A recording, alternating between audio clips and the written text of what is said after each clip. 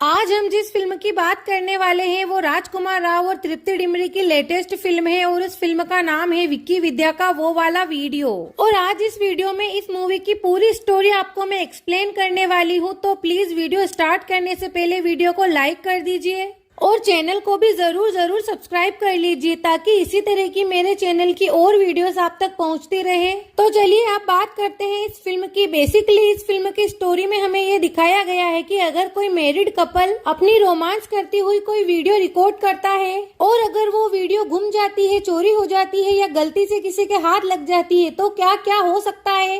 इस फिल्म की पूरी ही कहानी में हमें यही दिखाया गया है। तो चलिए शुरू करते हैं विक्की विद्या का वो वाला वीडियो। तो एक बार फिर से आपसे रिक्वेस्ट है, वीडियो स्टार्ट करने से पहले प्लीज मेरे चैनल को सब्सक्राइब कर लीजिए। तो चलिए बात करते हैं एक यूनिक कॉन्सेप्ट पे बनी इस फिल्म के बारे में, विक्की विद्या का वो वाला वीडियो, जिसके अंदर विक्की है वो है एक्टर राजकुमार राव और विक्की जो है वो ऋषिकेश शहर के अंदर रहते हैं। और जो विक्की होते हैं वो पूरे ही ऋषिकेश में काफी ज्यादा फेमस होते हैं। इस फिल्म के अंदर 1997 का वक्त बताया गया है और जो विक्की होते हैं वो पूरे ही ऋषिकेश में इतने ज्यादा फेमस होते हैं और उनके फेमस होने की वजह सिर्फ एक ही होती है और वो वजह होती है कि विक्की एक बहुत ही अच्छे मेहंदी आर्टिस्ट होते हैं। ऋषिकेश में जहाँ भी कुछ प्रोग्राम होता है, चाहे वो किसी की शादी हो, किसी की सगाई हो या कोई और फंक्शन हो, हर फंक्शन में मेहंदी बनवाने के लिए सिर्फ और सिर्फ विक्की को ही याद किया जाता है। इसलिए ज्यादातर लेडीज में वो बहुत ही ज्यादा पॉपुलर होते हैं। और ऋषिकेश के अंदर विक्की जिस मोहल्ले में रहता है उसी मोहल्ले में एक और घर होता है, जो घर होता है विद्या का। और इस फिल्म में विद्या का जो रोल है वो एक्ट्रेस तृप्ति डिमरी ने प्ले किया है। तो जो विक्की होते हैं उनके मोहल्ले में विद्या का भी घर होता है और विक्की और विद्या एक दूसरे को पसंद करते हैं, यानी कि एक दूसरे से प्यार करते हैं, पर वो इस बात को ओपन नहीं करते हैं। और अचानक से एक दिन विक्की को ये बात पता चलती है कि आज विद्या की सगाई है और उनकी सगाई में उन्हें ही मेहंदी लगाने जाना है। तो विक्की जब वहाँ पहुँचते हैं जहाँ पर कि विद्या की सगाई हो रही होती है, वो विद्या से पूछते हैं कि ये सब कैसे और कब हुआ। इस पर विद्या कहती है कि उन्हें खुद भी नहीं पता, उनके पापा ने सब कुछ इतनी जल्दी अरेंज किया कि कब कैसे क्या हो गया। और फिर विक्की और विद्या मिलकर ये प्लान बनाते हैं कि किस तरह वो इस सगाई को तोड़वा सकते हैं, इस एंगेजमेंट को कैंसिल करवा सकते हैं। और ये दोनों मिलकर पूरी प्लानिंग कर लेते हैं कि किस तरह से विद्या की सगाई तोड़वाई जाएगी। इसके बाद हमें बताया जाता है कि विद्या की किससे सगाई हो रही है और जिससे विद्या की सगाई होती है वो होते हैं एक्टर मनजोत सिंह। और प्लान के मुताबिक विक्की और विद्या दोनों ही मनजोत सिंह को पूरी तरह से भड़काने की कोशिश करते हैं। विक्की जो होता है वो विद्या की मेहंदी में अपना नाम लिख देता है, जिसके चलते मनजोत सिंह को शक होता है। तो वहीं विक्की भी वहां पर आकर मनजोत सिंह के मन में कुछ ऐसी बातें पैदा कर देते हैं, उन्हें कुछ ऐसी बातें बताते हैं जिससे कि उनका शक यकीन में बदल जाता है। और फिर जो मनजोत सिंह होते हैं यानी कि विद्या के होने वाले दूल्हा, वो अपना इरादा कैंसिल कर देते हैं, एंगेजमेंट तोड़कर अपने घर वालों को वहाँ से लेकर चले जाते हैं। और ये सब होता है विक्की और विद्या की प्लानिंग से। जैसा कि उन्होंने प्लान किया होता है बिल्कुल वैसा ही होता है। इसके बाद विद्या की सगाई टूट जाती है तो विद्या के पेरेंट्स कहने लगते हैं कि अब हमारी बेटी से कौन शादी करेगा। विक्की की वजह से ही हमारी बेटी की सगाई टूटी है तो विक्की ही हमारी बेटी से शादी करेगा। पर यहाँ पर एक प्रॉब्लम आ जाती है, जो ये होती है कि विद्या की जिस लड़के से सगाई होने वाली थी वो ही पूरी शादी का खर्च उठाने वाला था, यानी कि विद्या के पेरेंट्स शादी में कोई खर्च नहीं करने वाले थे। क्योंकि इस फिल्म में विद्या के पेरेंट्स को बहुत कंजूस बताया गया है, तो वो विक्की से कहते हैं कि तुम्हें ही शादी का सारा खर्च उठाना होगा। और इस बात के लिए विक्की तो एग्री हो जाते हैं, पर जो विक्की के दादाजी होते हैं वो भी बहुत ज्यादा कंजूस होते हैं। और फिर विक्की के दादाजी ऐसा करते हैं कि विक्की और विद्या को दोनों को ही वहाँ ले जाते हैं, यहाँ पर सामूहिक विवाह हो रहा होता है। और वो सामूहिक विवाह उन्हीं के एरिया के एक पॉलिटिशियन के द्वारा करवाया जाता है, जो कि अपने पैसे से समय समय पर सामूहिक विवाह करवाता रहता है। तो वहीं वो जब विवाह होने के बाद न्यू मैरिड कपल होते हैं, सभी को वो फर्स्ट नाइट बिताने के लिए अपने ही होटल में रुकवा लेता है और ये सभी काम वो सिर्फ सोशल वर्क के लिए ही करता है। तो इस तरह से विक्की और विद्या की शादी हो जाती है। इसके बाद वे अपने घर में रहने लग जाते हैं और कुछ टाइम बाद विक्की प्लान करता है कि हमें हनीमून मनाने के लिए गोवा चलना चाहिए। और जब विक्की और विद्या गोवा पहुंचते हैं तो वहाँ के होटल रूम में अपना रोमांस करता हुआ एक वीडियो रिकॉर्ड करते हैं। उसके बाद हनीमून मनाकर वो अपने घर आ जाते हैं। ताकि जब जब भी वो उस वीडियो को देखे उनका प्यार फिर से ताजा हो जाए। और जब वे दोनों घर लौटते हैं तो वो देखते हैं कि विक्की की बहन चंदा भी अपने घर आ चुकी है, जो कि घर से भाग गई थी किसी लड़के के साथ नहीं बल्कि एक म्यूजिक एल्बम की शूटिंग करने के लिए। फिर वे दोनों घर लौटे बाद नाइट होती है तो फिर से अपना वही वीडियो प्ले करते हैं और उनका रोमांस फिर से स्टार्ट कर देते हैं। विक्की और विद्या अपने प्राइवेट वीडियो को देखकर जैसे जैसे रोमांटिक होने लगते हैं तभी उनके दरवाजे पर नॉक करने की आवाज आती है और फिर विक्की फटाफट से उस वीडियो को बंद कर देते हैं। टीवी को बंद करके डीवीडी प्लेयर में से उस कैसेट को निकाल देते हैं। फिर जब विक्की गेट खोलकर देखते हैं तो गेट पर उनके दादाजी खड़े होते हैं जिनका की चश्मा घूम गया होता है और अपना चश्मा ढूंढते ढूंढते वो विक्की और विद्या के रूम तक पहुंच जाते हैं। इसके बाद विक्की और विद्या भी सो जाते हैं और नेक्स्ट डे बताया जाता है जब सुबह होती है तो सुबह होते ही विक्की को पता चलता है कि रात को उनके घर में चोरी हुई थी और चोर ने उनके घर का सारा कीमती सामान चुरा लिया। और विक्की को पता चलता है कि विक्की के जो दादाजी होते हैं उनके पास एक पुरानी पुश्तैनी तलवार होती है जो कि काफी महंगी तलवार होती है।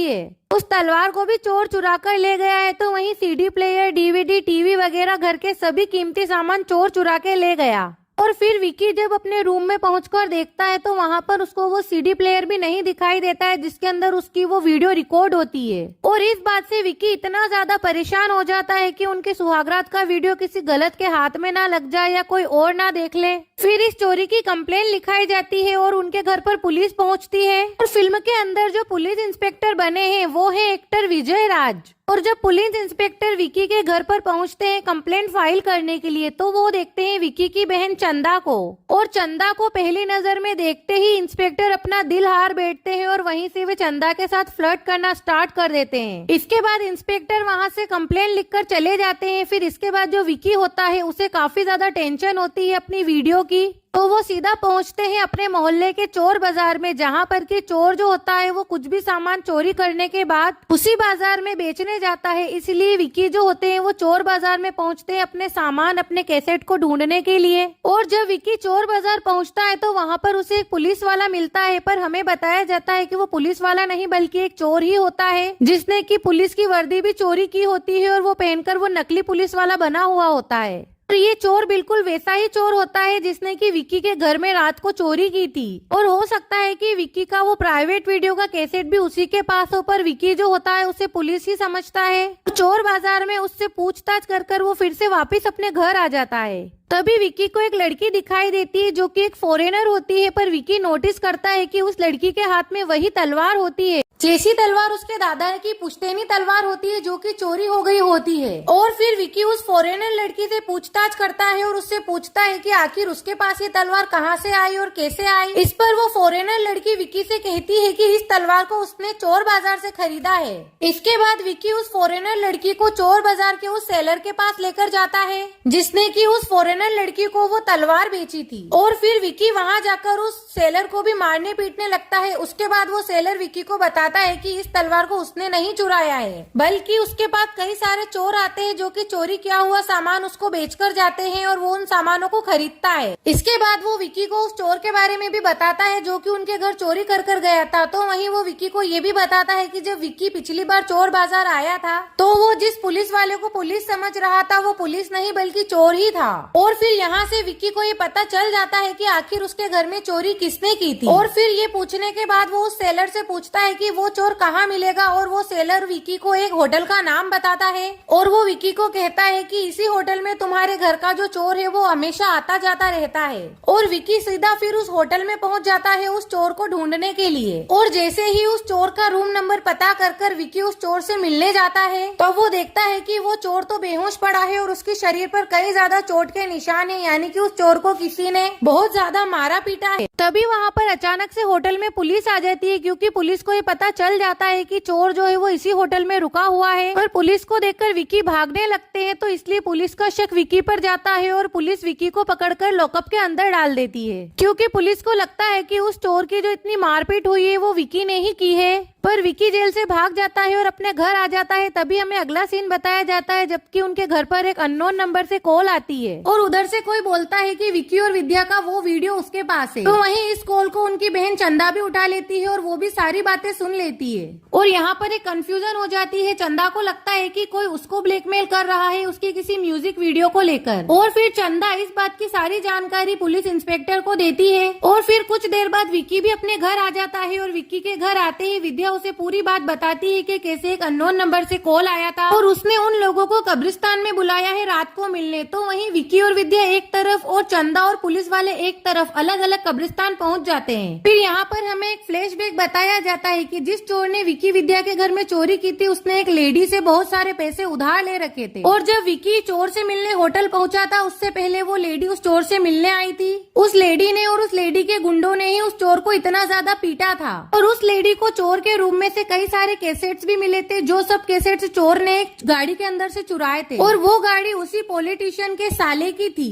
जिसने की विक्की और विद्या की सम्मेलन में शादी करवाई थी। और फिर अगला सीन बताया जाता है कब्रिस्तान के अंदर। विक्की और विद्या पहुंचते हैं कब्रिस्तान के अंदर जहाँ चारों तरफ अंधेरा होता है, और विक्की और विद्या उसी लेडी से मिलते हैं जिस लेडी के पास ये सब कैसेट होते हैं। तभी उस कब्रिस्तान के अंदर एक चुड़ैल बताई जाती है जिससे डरकर सब भाग जाते हैं, और भागने से पहले विक्की के हाथ में एक कैसेट आ जाता है जिसे लेके वो अपने घर आ जाता है। और जब घर आने के बाद विक्की और विद्या उस कैसेट को प्ले करते हैं तो वो देखते हैं कि उसके अंदर उन्हीं की वीडियो होती है, पर वो वीडियो नहीं होती जो कि उन्होंने बनाई होती है, बल्कि इस कैसेट में वो वीडियो होती है जो कि उन्होंने होटल में फर्स्ट नाइट बिताया था उनकी सुहागरात के वक्त की, वो वीडियो बनाई गई होती है। और ये वीडियो रिकॉर्ड होती है हिडन कैमरे से जो कि उस होटल के रूम के अंदर लगा हुआ होता है। तो विक्की विद्या समझ जाते हैं कि जिन जिन भी लोगों की सामूहिक शादी होती है वो उस होटल में नाइट बिताने जाते हैं, उन सभी की वीडियो बना ली जाती है हिडन कैमरे से। और विक्की ये समझ जाता है कि ये सारा काम पॉलिटिशियन के साले का होता है। इसके बाद विक्की और विद्या पुलिस स्टेशन पहुंचते हैं और उन्हें सारी बात बताते हैं और पुलिस से अपनी हेल्प करने के लिए बोलते हैं। और फिर विक्की विद्या पुलिस वालों को लेकर जाते हैं और पुलिस वाले जो होते हैं वो उस पॉलिटिशियन के साले को पकड़ लेते हैं। और जब पॉलिटिशियन का साला 2-3 चांटे खाता है तो वो सच उगल देता है और वो बताता है कि असली मास्टरमाइंड वो नहीं बल्कि उसकी जीजा पॉलिटिशियन है, और ये सारी वीडियो रिकॉर्डिंग भी उसी के कहने पर की जाती है। और वो अपने जीजा की सच्चाई भी बताता है कि वो सामूहिक विवाह सिर्फ इसलिए कराता है ताकि वो ये वीडियो रिकॉर्डिंग कर सके और इन वीडियोस को आगे बेच सके। और वो ये भी बताता है कि उसका जीजा दुबई के एक शेख को ये सब वीडियो बेचता है, हालांकि वो ये कहता है कि उन्होंने कभी भी उस शेख को देखा नहीं है, सिर्फ उनकी उससे फोन पर ही बात हुई है। और ये सारी बात सुनकर विक्की और पुलिस इंस्पेक्टर एक प्लान बनाते हैं जिसमें कि पुलिस इंस्पेक्टर शेख बनकर उस पॉलिटिशियन से मिलने जाता है। तो वहीं विक्की को भी ये बात पता चलती है कि पॉलिटिशियन की जो बेटी होती है वो किसी से प्यार करती है, पर पॉलिटिशियन उससे शादी नहीं करने देता। तो जो अगला सामूहिक विवाह होता है उसके अंदर विक्की पॉलिटिशियन की बेटी की और उसके प्रेमी की भी शादी करवा देता है उसी विवाह सम्मेलन में। और जैसा कि हमेशा होता है फर्स्ट नाइट बिताने के लिए उस होटल में जाते हैं सारे कपल्स, तो वहाँ उन्हें भी भेज देता है। और फिर पॉलिटिशियन को इस बात की खबर पहुंचवा देता है कि ये जो सामूहिक विवाह हुआ है उसके अंदर उसकी बेटी की भी शादी हुई है और वो भी उसी होटल रूम में गई है अपनी फर्स्ट नाइट बिताने के लिए। तो जैसे ही पॉलिटिशियन को ये खबर लगती है वो बहुत ज्यादा परेशान हो जाता है इस बात को जानकर कि उसकी बेटी भी अभी उसी होटल में है जहाँ पर वो सबकी रिकॉर्डिंग्स करता है, तो उसकी बेटी की भी रिकॉर्डिंग हो जाएगी। इसलिए वो भाग कर जाता है और उस होटल के सारे रूम में जाकर चेक करता है, अपनी बेटी को ढूंढता है। पर उस होटल में इतने सारे कमरे होते हैं कि वो पता ही नहीं लगा पाता है कि कौन से रूम के अंदर उसकी बेटी है। पर वो अपनी बेटी को नहीं ढूंढ पाता है, तो वो डिसाइड करता है कि जिस हार्ड डिस्क के अंदर ये सारी वीडियोस बनकर रिकॉर्ड होती हैं, वो उस हार्ड डिस्क को ही तोड़ देगा ताकि कोई भी वीडियो बाहर ही ना आ पाए, कोई भी वीडियो रिकॉर्ड ही ना हो पाए।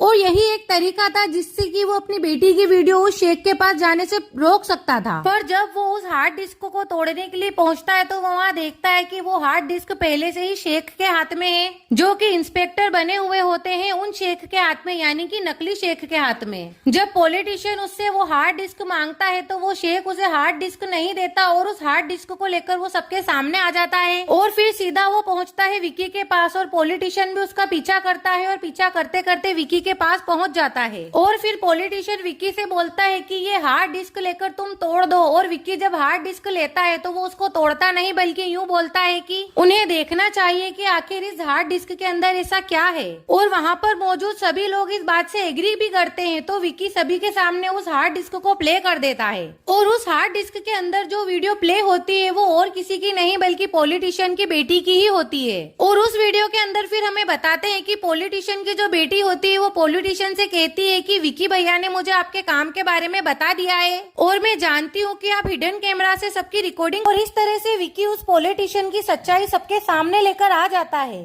और पॉलिटिशियन की सच्चाई को जानने के बाद ना सिर्फ उसकी बेटी बल्कि उसकी बहन, उसकी पत्नी और उसकी माँ भी उससे नफरत करने लग जाती है। और शहर के भी सभी लोग उस पॉलिटिशियन के ऊपर काफी ज्यादा गुस्सा होते हैं, उसके ऊपर थू थू करते हैं। इसके बाद पॉलिटिशियन को भी अपनी गलती का एहसास होता है। वो ये समझ जाता है कि वो आज तक जो भी वीडियोस बनाता था वो सभी गलत करता था और वो सभी लड़कियां भी किसी की बहन, किसी की बेटी होती हैं। और फिर इसके बाद पुलिस जो होती है वो पॉलिटिशियन को अरेस्ट कर लेती है और लेकर चली जाती है। फिर सब कुछ ठीक हो जाता है।